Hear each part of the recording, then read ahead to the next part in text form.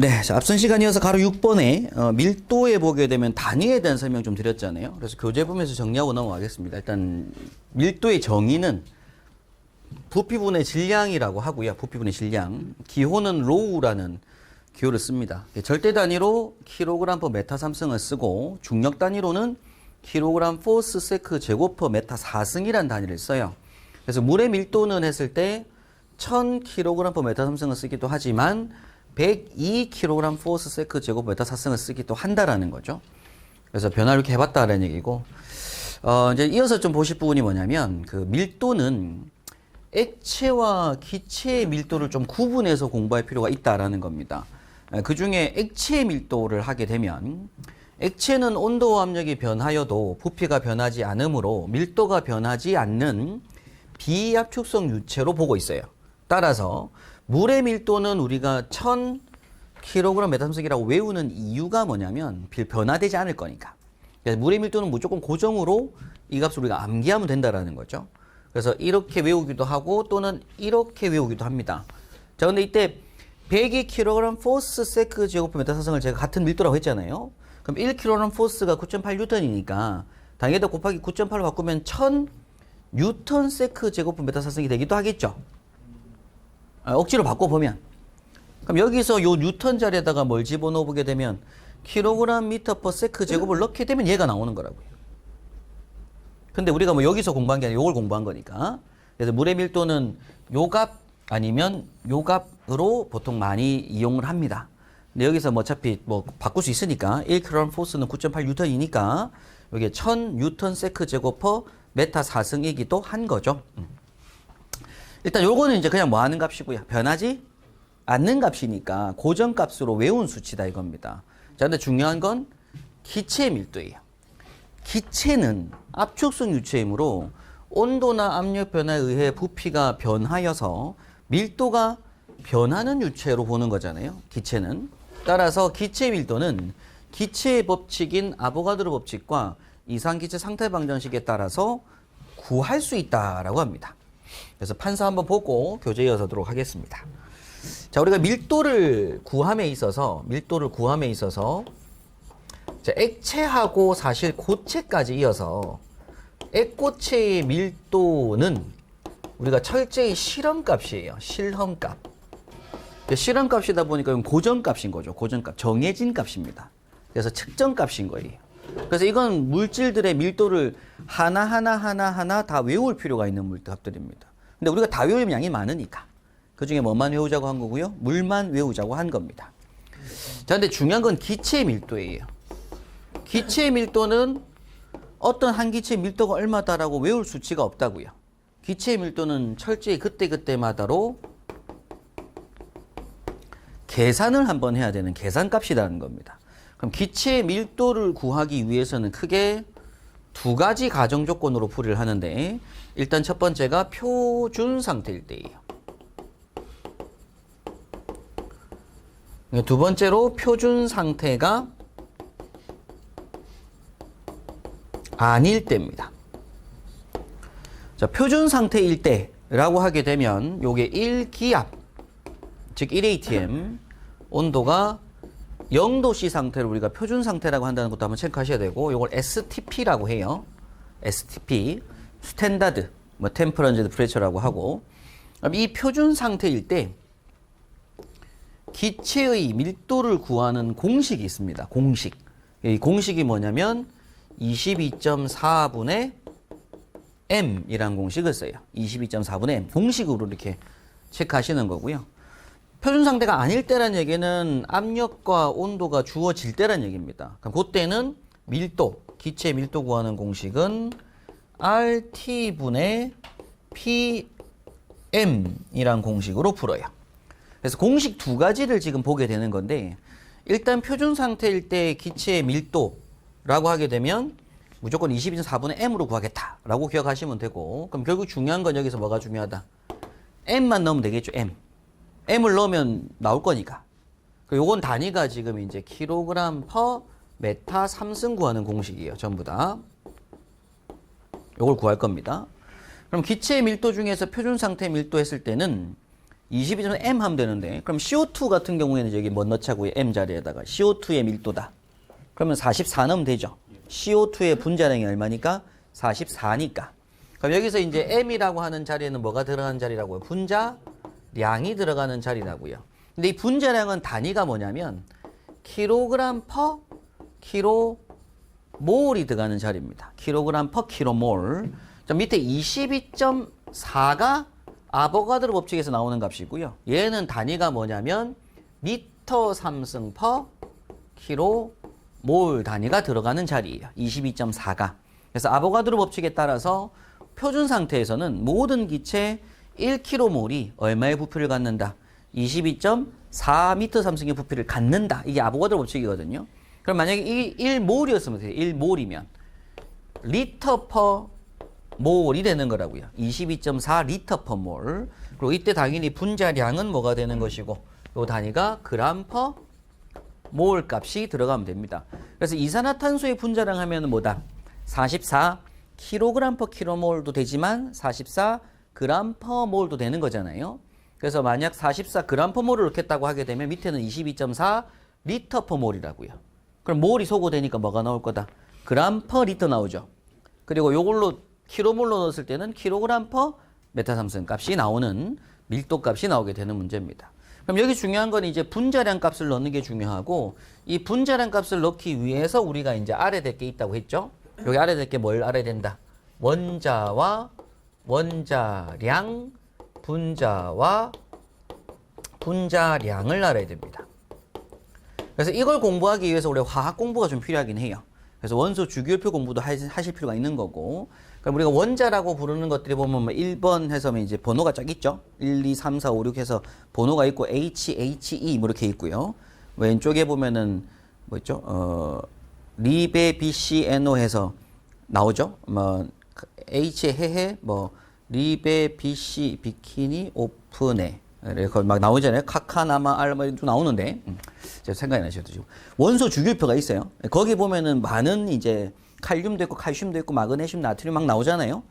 뭐 인도 있고 질소도 있고 황도 있고 막 해요. 염소도 있고 그리고 원소 주기율표 나오는데 그 중에서 소방에서 가장 필요한 원사들, 원소들, 원자들이라고 하게 되면 H, C, N, O, F, Cl, AR, BR입니다. 요건 반드시 기억해야 될 기본 8가지 원소가 있고 요 외에 이제 추가로 할 게 이제 뭐 칼슘도 있고 칼륨도 있고 나트륨, 마그네슘 막 나오게 돼요, 뒤에. 자, 일단 얘네가 가진 기본 원소, 우리 소방에서 필요한 거. 그 중에 이제 일단 걔네들이 가지는 뭐가 있을 거다? 원자량이 있죠, 그죠? 그래서 요게 이제 1, 12, 14, 16, 19, 35.5, 40, 80입니다. 요걸 일단 우선적으로 외우는 게 좀 필요하고요. 그럼 뒤에 이제 또 외울 게 더 많아지긴 해요, 앞으로. 그런데 이때 이제 얘네들이 이제 구성될 게 원자로 돌아다니는 게 아니라 항상 돌아다니는 건 분자로 돌아다니거든요. 모든 물질들은. 그럼 이때 이제 H2가 이제 수소 분자라고 하는 것들이고 또 H2O가 있을 수도 있잖아요. 그죠? 그 다음에 이제 뭐 NO2가 있을 수도 있고 이산화질소가 있을 수도 있고 뭐 CO2일 수도 있고 뭐 CF3BR도 있을 것이고 점점 고분자 물질이 만들어질 겁니다. 그럼 얘네들을 우리가 다 뭐라고 부른다고요? 분자라고 부른다고. 분자. 얘는 뜯을 수 있으니까 원소들로 뜯을 수 있으니까 이걸 분자라고 하게 되고 뜯어진 근원이 되는 것들을 우리가 뭐라고 한 것이고 원자라고 한 거고요. 그럼 당연히 이게 분자화됐을 때 가지는 또 뭐가 있을 거다? 분자량이 있을 것인데 H2니까 뭐가 될 것이고 2가 될 것이고 H2O니까 18이 될 것이고 뭐 NO2라고 하게 되면 이게 14에다가 32니까는 이제 46이 될 것이고 요거는 44가 될 것이고 그죠? 요거는 12에다가 19 곱하기 3 플러스 80 해가지고 149 뭐 이런 식으로 나올 겁니다. 그러니까 이런 수치들이 막 나오게 될 거라 이거예요. 근데 중요한 건 요 수치는 반드시 뒤에 뭐가 붙어야 된다. 2 kg per kmol이라고 하는 분자량의 단위를 가지고 있다 이거죠. 그러면 수소가 분자량이 2다 라고 했을 때는 그냥 2다 하면 안 되잖아요. 그래서 2 kg per kmol이다가 돼야 됩니다. 그럼 이산화탄소의 분자량이 얼마죠 하면 44 kg per kmol이 돼야 돼요. 그래서 이 자리에다가 CO2의 경우 44 kg per kmol을 넣으면 22.4는 뭘 뜻한다고요? 미터 삼승 퍼 킬로몰이라고요. 그럼 킬로몰 뭐가 되니까? 소거되니까 킬로그램 퍼 메타 밀도 값이 나올 수가 있다 이런 얘기고. 자, 그럼 표준 상태 되니까 이렇게 풀겠다는 얘기입니다. 그러니까 분자량만 알면 그 기체에 뭐가 나올 거다. 그때의 밀도를 계산할 수가 있다라는 거고. 만약 표준 상태가 아닐 때, 근데 압력과 온도가 막 주어지는 문제 조건에서 그때 기체 밀도 구하는 공식은 이상 기체 상태 방정식이라고 해서 PV는 nRT 뭐 또는 PV는 n분의 WRT를 이용을 하게 되는데 요 공식에서 부피 V하고 W가 만나는 거예요. 그래서 뭐가 만들어지면 V분의 W는 하는 거고요. 그럼 이 V분의 W 일단 요거 넘어가죠. 그죠? V가 여기로 갔으니까 V분의 W. 그럼 RT가 내려갈 거니까 RT분의 뭐가 될 거다? P, M이 되겠죠. 그죠? M이 넘어가고 RT 넘어가니까. V가 여기로 갔을 때. 그럼 V분의 W는 RT 표현인데 이때 V분의 W라고 하는 요 값이 결국 뭐니까? 킬로그램 퍼 메타의 3승이니까. 질량하고 부피. 그래서 요 값이 결국 뭘 나타내는 거라고요? 밀도라고요. 그 밀도를 구하는 공식은 뭐가 될 거다? RT분의 PM으로 풀이할 거다라는 얘기입니다. 그러면 시험 조건에 뭐가 있다는 얘기예요? 표준 상태라는 얘기가 있는 걸 봐야 되는 거죠. 표준 상태가 있다라고 하게 되면 어떻게 풀이할 것이고 22.4분의 M으로 풀이할 건데 표준 상태라는 얘기가 없고 압력이 뭐 1.2atm이 됐다든지 뭐 200kPa이라든지 하여튼 압력이 주어지는 거죠. 그럼 그 압력을 넣어야 돼요. 온도도 뭐 35도, 뭐 40도 조건을 줘요. 그럼 온도를 넣어야 돼요. 그럼 그때는 요 자리에다가 뭐 집어넣고 압력 집어넣고 요 자리에다가 온도 집어넣고 켈빈으로 요 자리에다가 해당 그 물질의 분자량 집어넣고 그리고 여기에는 이상기체 상수를 줘야 되죠. 기체 상수. 그래서 0.082 또는 8.324가 나올 건데 그건 제가 다음 시간에 한번 할 겁니다. 기체 법칙 할 때. 그때 한번 다시 한번 설명드리는 시간 갖도록 하고 지금은 그냥 밀도 구할 때 기체 밀도 구하는 공식은 두 가지 조건이 있다고요. 표준 상태일 때는 뭐 하자? 22.4분의 M. 표준 상태 아닌 조건에서는 밀도 구하는 문제가 RT분의 PM으로 풀이할 거다라는 걸 그냥 지금 체크하고 넘어가시면 됩니다. 지금 뭐 계산 문제 풀 건 아니니까 이런 공식을 밀도 구하는 공식을 한번 볼 거다는 얘기죠. 그래서 교재 설명하는 건 일단 기체 밀도는 그렇게 구할 수 있다라는 거고 표준 상태일 때 우리가 밀도 구하는 공식은 22.4분의 분자량을 합니다. 근데 이때 단위가 사실 킬로그램 퍼 킬로몰 메타 삼승 퍼 킬로몰이에요. 킬로몰이 다 뭐가 될 거니까 소거될 거니까 그렇게 만들어 준 거고. 그 다음에 아고도 법칙은 나중에 기체 법칙 할 때 보도록 하고요. 표준 상태 아닐 때 밀도 구하는 공식은 RT분의 PM 공식을 쓸 거라는 거죠. 그때 이때 R에 들어가는 값은 이제 기체 상수 개념인데 요거는 지금 이 단위는 보실 필요 없습니다. 나중에 어차피 다양한 상수를 공부할 거거든요. 여러 가지 상수를 공부할 거라서 그때 상수가 들어갈 자리고 P에는 압력이 들어갈 자리고 M에는 분자량, T에는 온도가 들어갈 자리입니다. 그리고 압력도 굳이 요게 들어가진 않아요. 요 단어 말고 뭐가 들어가기도 하니까 ATM이 들어갈 수도 있고 킬로그램 포스포 제곱센치 들어갈 수도 있고 킬로파스칼 들어갈 수도 있기 때문에 요건 일단 압력이 들어가는 자리라는 것만 지금 체크하고 중요한 건 뒤에 가겠습니다. 자, 밑에 예상 문제는 잠깐 풀 건데 지금 푸실 건 아니긴 해요. 뒤에 사실 기체 방정식 공부하고 나서 볼 문제긴 한데 한번 잠깐 풀어보고 넘어가겠습니다. 압력이 600kPa라고 조건을 주고 있고요. 온도가 90도신 이산화탄소의 밀도는 몇 킬로그램 퍼 메타 삼승인가라는 문제로서 기체 상수가 8314줄 퍼 킬로몰 K를 조건 줬습니다. 근데 지금 제가 이 문제를 밀도 푸는 문제로 보려고 하는 게 아니에요. 단위 보려고 하는 거지. 지금 계속 단위 조절 공부하고 있는 거니까. 그럼 이때 이 공식에서 이산화탄소 밀도 묻잖아요. 그 밀도 로우는 뭐였다? RT분의 PM이었다. 그럼 여기서 이제 P에다가 집어넣는 게 뭘 넣는 거예요? 요걸 집어넣는 거 조건 줬으니까. 그럼 여기다가 600 단위를 한번 써봐요. 킬로파스칼. 그리고 M에는 CO2 44니까 얼마 들어갈 거다? 44 킬로그램 퍼 킬로몰을 써야 돼요. 단위를 꼭 붙여서. 그리고 R 자리에는 조건 준 거니까 일단 8314줄 퍼 킬로몰 K를 넣습니다. 자, 온도 T에는 뭐 집어넣고요? 90도시니까 273 플러스 90 하면 되죠. 0.15까지 신경 쓰지 말고. 그럼 이제 363 나오게 돼요. K가 되죠. 자, 이렇게 했을 때 여기서 뭐가 보여야 되냐면 단위 소거가 막 보여야 됩니다. 단위가 소거되는 과정들이. 그럼 단위를 소거시키려고 딱 보니까 켈빈이 한번 바로 소거된 게 보여요. 켈빈. 그 다음에 킬로몰 소거된 게 보이죠? 단위가. 근데 여기 보니까 킬로파스칼이 있고 킬로그램이 있고 줄이 있다 보니까 뭔가 더 이상 맞는 단위가 없잖아요. 그럼 이건 반드시 단위를 뭘 시켜줄 필요가 있다. 같은 단위로 통일시켜줄 필요가 있더라 얘기입니다. 그러면 요 킬로파스칼을 어떻게 바꿀 수 있어야 되냐면 곱하기 10의 3승 뉴턴 퍼 메타 제곱인 걸 아셔야 된다고요. 킬로파스칼은. 그러면 줄은 또 뭘로 바꿀 수 있어요? 줄은 뉴턴 메타로 바꿀 수 있어야 되죠. 아, 이렇게 딱 바꿔놓고 보니까 이제 막 소거 또 보이는 거예요. 소거되는 게. 뭐가 보이더라? 아, 뉴턴이 소거되는 건 보이잖아요. 그리고 메타 제곱하고 요 메타는 만나겠죠. 메타 3승. 그럼 킬로그램은 분자에 남아 있잖아요.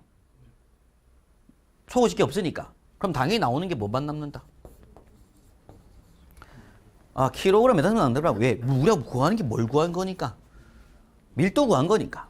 당연히 단위가 얘가 남을 수밖에 없습니다. 근데 중요한 건 이제 요게 8314라고 있잖아요. 그럼 이게 줄 썼잖아요. 그럼 줄을 뭘로 바꿀 수 있어야 되고 뉴턴미터로 바꿀 수 있어야 되고 요 킬로파스칼 할 때 600만 쓰는 게 아니라 600 곱하기 뭐가 필요하다는 얘기예요. 10의 3승이 돼야 된다 이거죠. 아, 그래야지 킬로가 없어지고 파스칼은 뭐니까 뉴턴 퍼 메타 제곱이니까. 그럼 그때 뉴턴 소구가 되고 KK 소구되고 킬로몰 소구되고 남는 게 킬로그램 퍼 메타 3승만 남는 게 보이잖아요. 이게 밀도니까. 그럼 계산기로 계산은 뭘 해야 된다? 600 곱하기 10에 3승 곱하기 44 나누기 8314 여기에 363 들어가야 되는 거죠. 계산기로. 그럼 그때 나오는 수치가 있을 거잖아요. 그 수치 뒤에 단위가 뭐가 될 거다? 킬로그램 퍼 메타 3승이 될 거다. 요게 보이시는 게 중요한 겁니다. 요게 보이는 게 중요한 거예요. 근데 지금 풀이 과정도 이렇게 볼 수도 있죠. 왜 이렇게 볼 수 있냐면 제가 P 자리가 600kPa라고 했잖아요. 그럼 킬로는 지금 놔뒀죠. 그냥 10의 3승 안 하고. 그런 다음에 파스칼을 그냥 뭘로 바꾼 거예요? 뉴턴 메타 제곱 바꾼 거예요. 그럼 요건 킬로몰 썼고. 근데 분모에 되니까 8314 줄 퍼 킬로몰 K인데 얘를 8.314 킬로 뉴턴 메타 퍼 킬로몰 K로 바꾼 거잖아요. 그냥. 아, 이렇게 바꿀 수도 있잖아요. 이게 8314 줄인데 얘를 8.314 킬로줄 할 수 있는 거니까. 그럼 킬로줄 했을 때 줄이 뭐니까? 뉴턴 메타니까. 그럼 여기서 아예 뭐가 될 거다? 킬로뉴턴 소거되죠. 메타랑 메타 제곱 만나서 메타 3승이 되는 것이고 킬로몰 소거되고 켈빈 소거되니까 결국 킬로그램 퍼 메타 3승이 된다고요. 근데 여기서는 위에 분자가 600이고 분모의 수치가 8314가 아니라 8.324가 된 거잖아요.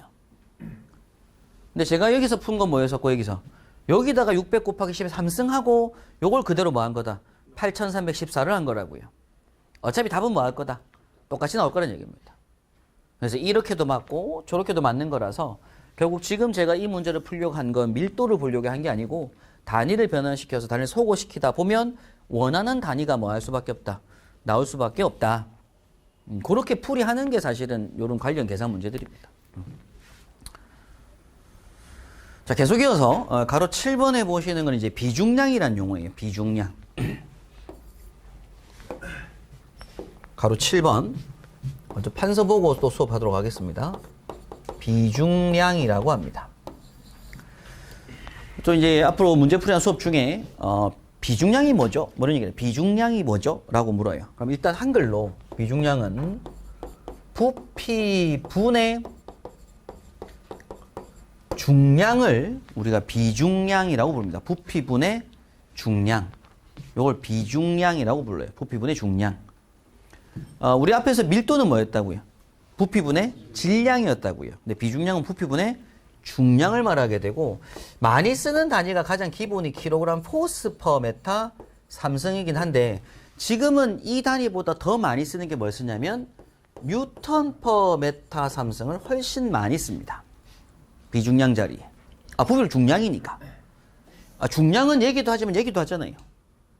자, 그러면 이 비중량은 사용되는 기호를 여기 R처럼 쓰는데 실제로 읽을 때는 감마라고 읽고요. 근데 저는 수업할 때 보통 뭐 R 이렇게 많이 쓰는데 일단 감마가 맞습니다. 감마. 비중량 감마라고 하는데 그래서 비중량 감마는 부피분의 중량 값을 우리가 비중량이라고 합니다. 그럼 이것도 마찬가지로 두 개가 있는 거예요. 뭐가 있다? 절대 단위로서 값이 있고 중력 단위가 있는데 일단 제가 중력 단위는 킬로그램 포스가 들어간 단위가 중력 단위거든요. 그래서 중력 단위로 쓰는 게 킬로그램 포스 퍼 메타 삼승입니다. 근데 절대 단위는 킬로그램 포스를 쓰는 게 아니잖아요. 그래서 얘는 뉴턴 퍼 메타 삼승이다. 이렇게 외우시면 돼요. 비중량 단위가. 자, 그러면 이때 뉴턴 메타 삼승 하게 되면 결국 요건 뭐가 될 거다? 요게 킬로그램 메타 퍼 세크 제곱 넣는 거죠. 그럼 나오는 값이 킬로그램 퍼 메타 제곱 세크 제곱이 된다고요. 그럼 차원식으로서는 m L-2 T-2 승이 나오는 값입니다. 요거는 바로 차원식이 FL-3승이 되는 것이고.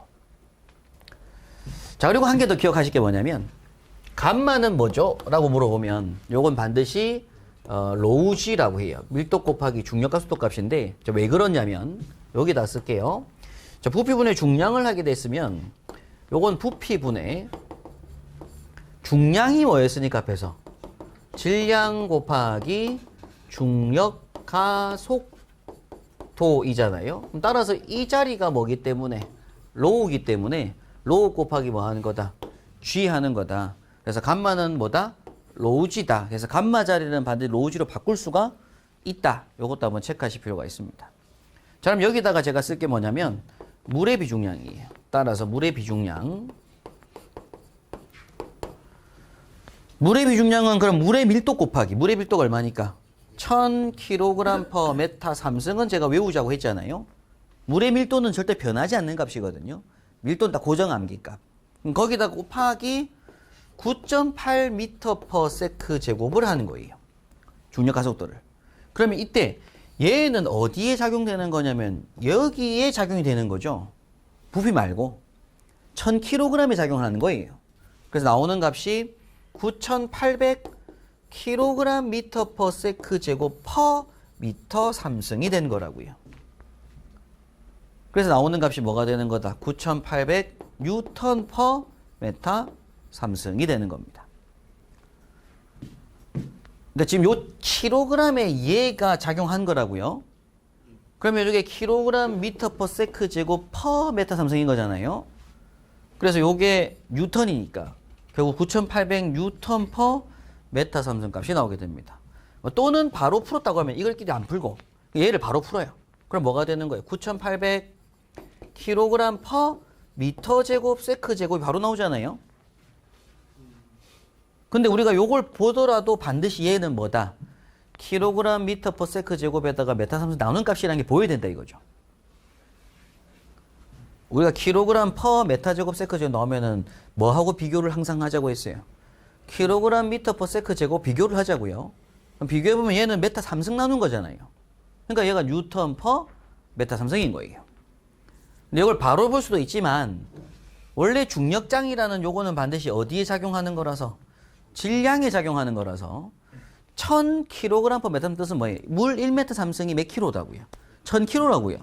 근데 그 1000kg에 지금 9.8m per sec 제곱이 작용하는 거라서 요 곱해보면 9800 뉴턴 값 나누기 뭐가 되는 거다? 미터 삼승이 되는 거다. 그래서 결국 물의 비중량은 얼마라고 기억한다고요? 물의 비중량은 얼마다? 요거다라고 기억하셔야 됩니다. 물의 비중량 얼마? 9800 뉴턴 per 메타 삼승이라고 기억을 하셔야 돼요. 자, 그런데 우리가 9.8뉴턴이 1kg 포스니까 결국 요게 뭐가 될 거다? 1000kg 포스 퍼 메타 삼승도 되죠. 그래서 물의 비중량은 또 얼마다? 1000kg 포스 퍼 메타 삼승이다 라고 할 수도 있다는 얘기입니다. 물의 비중량은. 그래서 우리 지구상에서는 질량의 수치와 중량의 수치는 무조건 어떻게 나오는 거라고요? 같게 나오고 있죠. 중력 가속도가 얼마일 때? 9.8m per sec 제곱일 때 그렇다는 얘기입니다. 그래서 우리가 킬로그램과 킬로그램 포스를 뭐 하고 쓰고 있어요, 지금? 혼용해 쓰고 있어요. 몸무게저로 저울 올라갔어요. 목욕탕 가가지고. 저울에 올라갔는데 70kg이 떴어요. 근데 원래는 70kg 뜨면 돼야 안 돼요? 안 되죠. 70kg 포스가 떠야 되는 게 맞아요. 근데 포스를 떼고 쓰고 있다고 우리 일상생활에서. 원래 그건 저울을 누르는 힘이기 때문에 반드시 포스가 떠야 되는데 이게 떼고 하고 있다는 얘기입니다. 근데 질량을 쓰는 게 아니라 중량을 써야 되는 거니까. 근데 지구상에서 중력 가속도가 9.8m/s 제곱인 곳이라고 하면 질량의 수치와 중량의 수치는 어떻게 나올 거라고요? 같게 나온다 이겁니다. 그러니까 물의 밀도가 1000이라고 했을 때 비중량도 뭐라고 할 수 있다고요? 1000이라고 할 수가 있다 이거죠. 그런데 시험 문제에서 중력 가속도가 9.7m/s 제곱이라고 해요. 조건에. 중력 가속도가 9.7m/s 제곱인 장소다. 뭐 이렇게 조건 주는 거예요. 밀도 얼마죠, 밀도? 밀도. 1000입니다, 1000. 밀도는 중력과 상관없이 무조건 밀도예요. 그래서 밀도는 1000kg/m3입니다. 근데 비중량은 얼마 나올 거예요, 비중량은? 9700N/m3 나오겠죠. 그러니까 그걸 킬로그램 포스로 한 사람 얼마 나온다? 뭐 989. 얼마 킬로그램 포스 퍼 메타 삼성이 나오게 돼요. 그래서 비중량은 뭐 하는 값이다? 중력 가속도에 따라서 바뀌는 값이다. 밀도는 절대 바뀌지 않는 값이다. 중량 역시 어때요? 중력 가속도에 따라서 바뀌는 값이다. 질량은 절대 바뀌지 않는 값이다. 이제 이어지는 내용입니다. 별도로 중력 가속도 얘기가 없다. 그때에는 밀도의 수치와 비중량의 수치를 같게 보셔도 된다고요. 그런데 중력 가속도가 센 장소라고 하면 어떻게 돼요? 중력 가속도 세면 1000이 안 나오겠죠? 1010, 1020kg 포스 퍼 메타 삼성이 나오기도 한다고요. 밀도는 무엇인데? 이게 1000인데. 예, 그래서 이제 요 비중량에 있는 요 수치는 그리고 요 수치는 두 개가 뭐 할 수 있다? 달라질 수 있다. 요거에 따라서. 그런데 얘는 절대 변하지 않는다. 이렇게 정리를 하실 필요가 있고. 그래서 시험 조건상에서 만약에 이제 밀도가 주어졌는데 중력 가속도 얘기가 9.8이다. 혹은 중력 가속도 얘기가 없다. 그때는 그냥 밀도 자리에 있는 그 수치를 비중량의 수치로 봐도 상관이 없다. 이런 얘기입니다. 되겠죠, 그죠? 그런 조건인 것이고. 근데 중력 가속도가 9.9가 주어졌거나 9.7이 주어졌을 때는 반드시 계산을 해봐야 되죠. 로우지 해봐야 돼요. 로우지 해가지고 뉴턴 퍼 메타 삼성을 풀어 쓰든지 아니면 뉴턴 해놓은 다음에 다시 킬로그램 포스를 바꿔보면 그 수치는 안 나올 거란 얘기입니다. 비중량의 수치는. 그걸 이용해서 풀이할 거다라는 거죠. 그런 개념으로 해서 감마는 로우지라는 거, 그 개념도 한번 체크하시고 별도 조건이 없을 때 물의 비중량은 얼마다? 9800 N/m 삼성 또는 1000kg 포스 퍼 메타 삼성이라는 걸 외우시면 돼요. 근데 중력 가속도가 9.8이 아닌 다른 조건에서는 9,800이 아니라 뭐가 될 수 있다? 9,900일 수도 있고 9,700일 수도 있다 이거죠. 그리고 킬로그램 포스 메타 삼성도 1010일 수가 있고 980, 990이 될 수도 있다 이겁니다. 비중량 값은. 그걸 비중량이라고 해요. 그래서 제가 밑에 본 리퍼런스의 중력 가속도가 요거일 때 질량과 중량이 같으므로 밀도와 비중량도 그 크기가 마다 같게 될 수 있다 그런 얘기를 하고 있습니다. 예. 자, 계속 이어서 가로 8번에 보시는 용어정입니다. 계속 용어정이 문제고요. 가로 8번에 보시면 비중 나옵니다. 비중.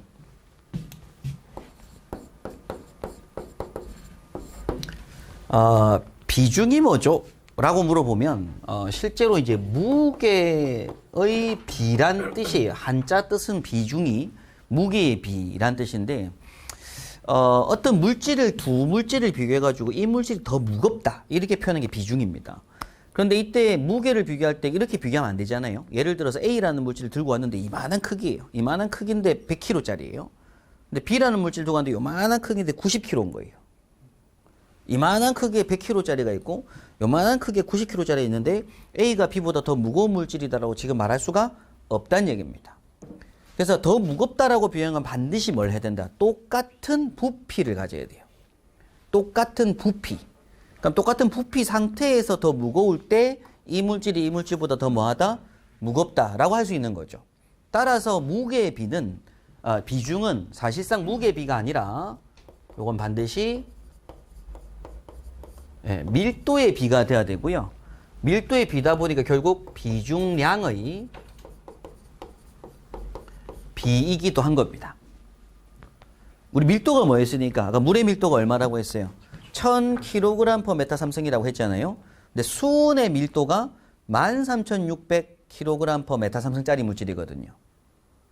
그러면 수온은 1m, 1m, 1m를 가득 채웠을 때 13,600kg가 나온다는 얘기고 물은 1m, 1m, 1m를 가득 채웠을 때 1,000kg가 나온다는 얘기예요. 그러니까 당연히 수은이 물보다 몇 배? 13.6배 무겁다고 할 수 있다고요. 똑같은 부피를 놓고 봤을 때 무거우니까.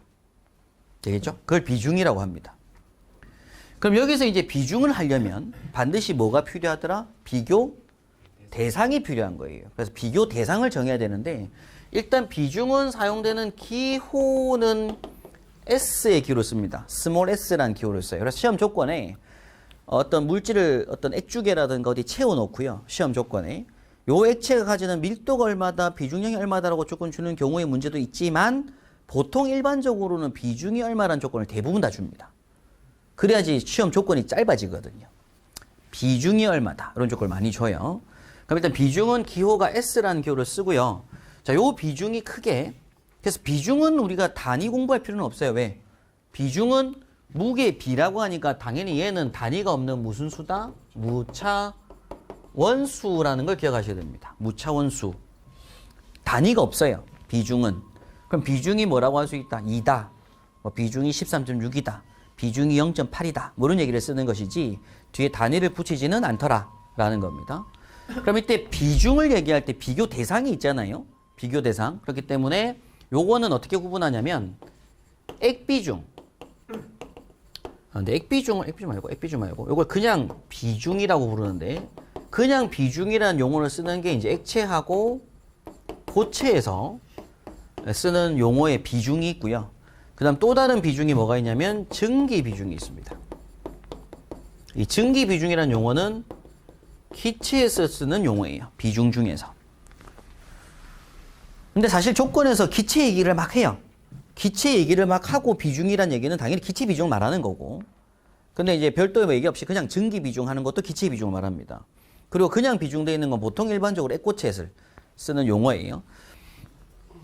그래서 비중은 크게 액체 고체 쪽하고 기체 쪽을 구분해서 공부할 필요가 있다를 말씀드리고요. 자, 액체 고체에서의 비중은 요거는 물하고 비교를 합니다. 그래서 이때 4도 C라고 되어 있는데 이건 크게 의미 두실 필요 없고요. 4도 C 물의 밀도 분의 측정 액고체의 밀도한 값. 뭐 또는 물의 비중량분의 측정하고자 하는 액고체의 비중량한 값. 요 비를 우리가 뭐라고 한다고요? 비중이라고 한다고. 비중. 반드시 물하고 비교합니다. 비중은. 그래서 예를 들어서 우리가 수은의 비중 하면은 13.6이라고 하거든요. 그럼 수은의 비중이 13.6이라는 얘기는 뜻이 뭐라고요? 물보다 13.6배 무겁다는 얘기고 밀도 값이 물의 밀도 값의 몇 배라고요? 13.6배 밀도를 가진다고요. 따라서 이것만 딱 보면 바로 따라서 수은의 밀도는 얼마다? 13,600kg/m 삼승이다 라는 걸 알 수가 있는 것이고 또 수은의 비중량이라고 하는 거 역시 중력장 얘기가 없다고 하면 13,600kg/m 삼승이라는 걸 바로 뭐 할 수 있다? 유추하고 시작할 수가 있다라는 거죠.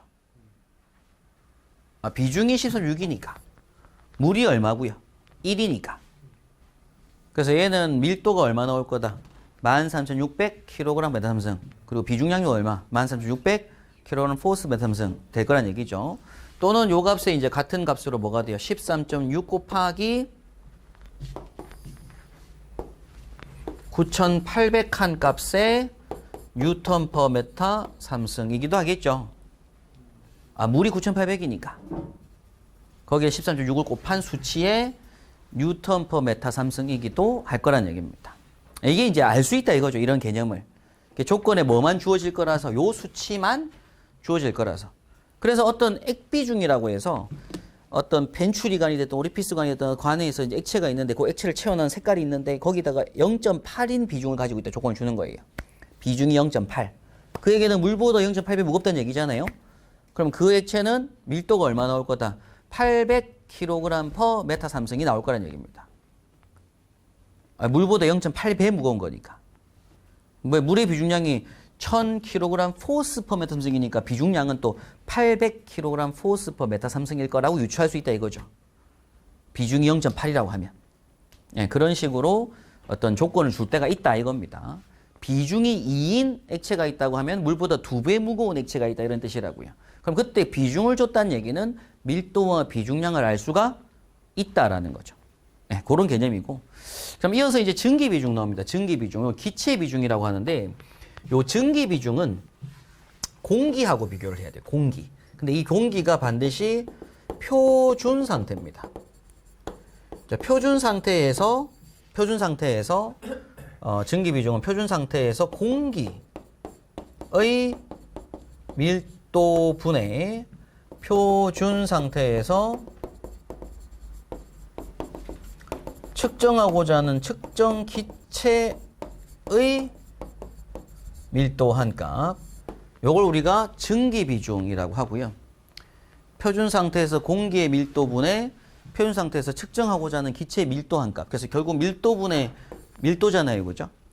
요걸 우리가 증기 비중이라고 합니다. 자, 그런데 이때 표준 상태에서 공기의 밀도 하게 되면 뭐가 될 거다? 22.4분의 m 공기 할 거잖아요. 근데 위에는 당연히 22.4분의 m 기체 하겠죠, 그죠?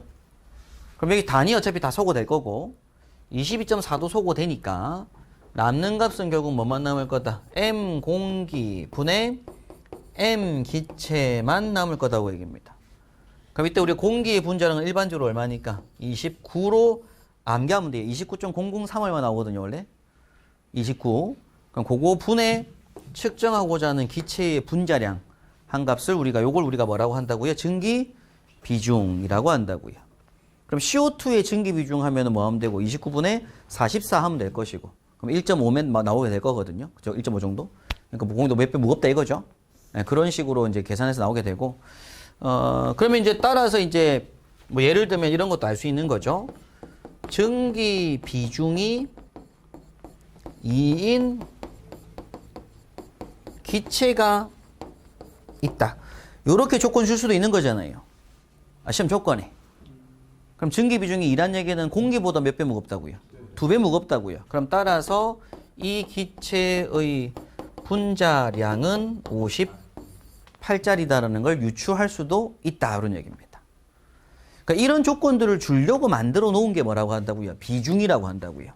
근데 그게 액체하고 고체는 비중이 뭐하고 비교한 것이고 물하고 비교한 것이고 기체는 반드시 공기하고 비교한 값이다. 그걸 이제 한번 암기하실 필요가 있습니다. 증기 비중에 대한 용어 정의까지 한번 좀 설명을 드렸고요. 교재 보면서 정리하고 넘어가겠습니다. 자, 비중은 기호는 S 쓰고요. 단위는 무차원수입니다. 무차원수. 기호는 S고요. 근데 이때 액체하고 고체는 물하고 비교하는 거예요. 물하고 비교하는 값. 그래서 이제 물의 밀도분의 측정 밀도 또는 물의 비중량분의 측정 비중량 하면 되는데, 그리고 기체는 표준 공기 밀도라서 공기의 밀도분의 측정 기체 밀도. 근데 이 값을 결국에는 이제 뭐가 나왔었냐면은 이제 공기의 분자량 분의 기체의 분자량 한 값이 결국 될 거다라고 했던 거고요. 그래서 이때 공기 분자량이 얼마니까 29니까 29분의 m으로 보통 외우면 된다. 뭐 말씀 드리는 거고.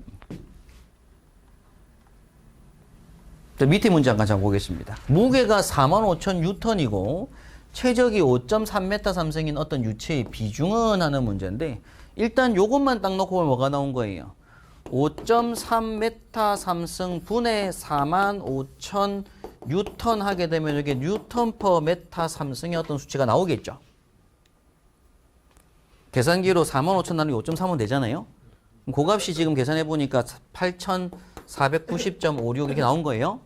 근데 물의 비중량은 얼마니까? 물은 얼마니까? 9,800 뉴턴 퍼 메타 삼성이잖아요. 이 단위 같은 거 찾으려면. 그럼 요렇게 보면 된다 이거죠. 물분의 얘가. 이게 수치가 단위가 무천수 나올 거잖아요. 요게 이제 0.866 해서 요 물질은 대략 비중이 얼마짜리다? 0.86짜리라는 걸 유추할 수 있다는 얘기입니다. 근데 지금 조건은 건 이 액체의 비중량만 알잖아요. 근데 우리가 물의 비중량 얼마니까? 9,800이니까. 그거 분의 그거 해보면 수치가 무천수가 나오잖아요. 네, 그 수를 우리가 비중이라고 한다. 이런 개념인 거죠. 이런 개념 잡는 겁니다. 지금 용어 정의가. 예. 자, 이어서 이제 가로 9번에 보시는 건 이제 비체적이라고 합니다. 비체적. 근데 비체적은 사용되는 기호가 VS라고 되어 있는데요. 스몰 V에 S 이렇게 붙여준 건데, 원래 VS라고 하는 표현인데요. 이게 이제 비체적인데, 비체적은 밀도 역수입니다. 요거 기억하실 딴 거 없어요. 밀도 역수. 요렇게 외우시면 되고요. 밀도 역수다. 비체적이 뭐죠? 하면은 밀도의 역수. 그럼 물의 밀도가 얼마죠? 물의 밀도가 얼마예요? 1000kg/m 삼승이에요. 그럼 물의 비체적이 얼마죠? 1000분의 1. 0.001 미터 삼승 per kg인 거죠. 그러니까 1000kg/m 삼승 분의 1 한 거잖아요. 그럼 0.001 메타 삼승 per kg이잖아요. 그래서 비체적은 단위가 뭐가 나오는 거다? 메타 삼승 per kg. 요게 비체적 단위라고 해요. 비체적 단위. 밀도의 단위는 저거 역수니까 kg per 메타 삼승이 밀도 단위고, 비체적의 단위는 미터 삼승 per kg입니다. 근데 사실 저 두 개는 뭐 하는 거예요? 두 개는 같은 값이에요. 물의 밀도가 얼마죠? 라고 물었을 때 1000kg 메타 삼승 답하시는 거나, 물의 비체적이 얼마죠? 했을 때 0.001 메타 삼승 per kg이다 라고 답하는 거나, 이 물질의 성질을 똑같이 설명하는 거잖아요. 물의 밀도가 1000kg 메타 삼승 뜻은 뭐예요? 물 1m, 1m, 1m 떠놓은 물 1m 삼승이 1000kg 나온다는 얘기고, 비체적이 0.001 메타 삼승 per kg이라는 얘기는 물 1kg가 0.001 메타 삼승의 부피를 갖는다는 얘기입니다. 그럼 당연히 물이 1000kg가 되면 얼마 되겠어요? 1m면 되겠죠? 결국에는 이 밀도나 비체적이나 결국 이 물질이 가지는 고유한 성질을 설명하는 값이라고요. 그래서 그걸 역수시킨 값이 있을 거다. 그러면 이제 밀도를 아는 개념을 했을 때는 밀도가 이거잖아요. 그럼 밀도는 사실상 목적이, 이걸 공부하는 목적 자체가 뭐냐면 이렇게 하자는 얘기입니다. 어떤 물질에 뭘 할 때, 부피를 할 때 그 부피를 뭘로 환산할 수가 있는 거예요? 킬로그램으로 환산하려고 하는 거죠. 그럼 반대로 킬로그램이 있었던 거예요. 그럼 여기서 곱하기 뭐 하겠다고요? 메타 삼승 퍼 킬로그램을 하면 얘가 소모되니까 메타 삼승이 되는 거잖아요. 이때 쓰는 걸 우리가 뭐라고 한다고요? 비체적이라고 한다고요. 그래서 질량을 체적으로 환산, 체적을 질량으로 환산 할 때는 우리 역수 개념이 필요하니까 그때 이제 밀도와 비체적이라는 개념이 필요한데, 비체적은 따로 공부할 필요가 없습니다. 왜? 밀도를 알면 되니까. 밀도 구해가지고 역수만 시켜주면 무조건 비체적이 될 거라서 우리는 중요한 게 이제 밀도 구하는 게 훨씬 더 중요하다. 걸 말씀드리고요. 조건에서 이제 비체적을 줄 때가 있습니다. 비체적을 조건에 주면 그건 단위가 미터 삼승 퍼 킬로그램일 거잖아요. 그럼 거기다가 뭐만 곱해? 킬로그램을 곱해주면 부피가 나올 거라 이거죠. 그래서 요게 이제 나중에 가스 개설비에서 이런 거 좀 많이 적용을 하거든요. 근데 그건 나중에 한번 설명드리도록 하고, 일단 비체적의 단위는 뭐다? 미터 삼승 퍼 킬로그램이다.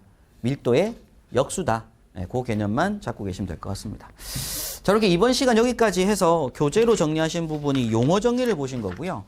1장에서 공부하셨던 게 이제 유체의 종류, 그러니까 유체의 어떤 기본 성질에 대해 설명을 드렸고, 2장에 공부하신 게 차원과 단위 설명을 들으신 건데요. 차원이란 무엇인지, 단위란 무엇인지, 이 단위의 종류가 절대 단위와 중력 단위가 있다라는 개념. 그래서 이후에 모든 물리량들, 힘, 일, 동력, 압력, 밀도, 비중량 이런 것들이 다 뭐가 있을 거라고요? 절대 단위와 중력 단위로서의 값들이 존재할 거란 얘기입니다. 그래서 우리가 물을 보통 일반적으로 많이 외우시는데, 물의 밀도를 외울 때도 1000kg/m3도 외우겠지만 102kg 포스 세크 제곱 메타 사승도 같이 외울 밀도라 이거예요. 그리고 물의 비중량을 외울 때에도 중력가속 9.8일 때입니다. 1000kg 포스 메타 삼승도 외우지만 9,800 뉴턴 퍼 메타 삼승도 그냥 외워 쓰시면 된다 이거죠. 근데 비중량은 중력가속가 달라지면 그 숫자가 달라질 수 있다라는 걸 염두에 두시면 되고, 로우지니까 뭐 그런 개념들. 그 다음에 우리 대기압 공부했었는데, 대기압은 1atm이라는 게 표준 대기압인데 얘랑 같은 값들을 막 바꾸는 건 억지로 암기를 하셔야 됩니다. 그래서 제가 이제 수업 중에 이제 가로 1번부터 쭉 설명을 좀 드렸는데, 뭐 이런 거죠. 처음 수업할 때 제가 힘이 뭐죠? 이렇게 물어보면 힘이라고 하는 건 질량 곱해 가속도. 중량이 뭐죠? 했을 때는 질량 곱하기 중력 가속도. 그 답하는 연습들을 강의를 다시 한번 정리를 하면서 내가 어떻게 답을 하겠다. 이런 개념들을 외워놓고 계시면 뒤에 충분히 이게 이해되시고 풀어지시는 내용들로 문제가 구성이 되니까 계속 거기에 맞춰서 정리해 나가시는 시간 가지시기 바랍니다. 여기까지 해서 1장, 2장 수업 마무리 짓도록 하고요. 이어지는 3장은 잠깐 쉬었다가 또 해서 보도록 하겠습니다. 예.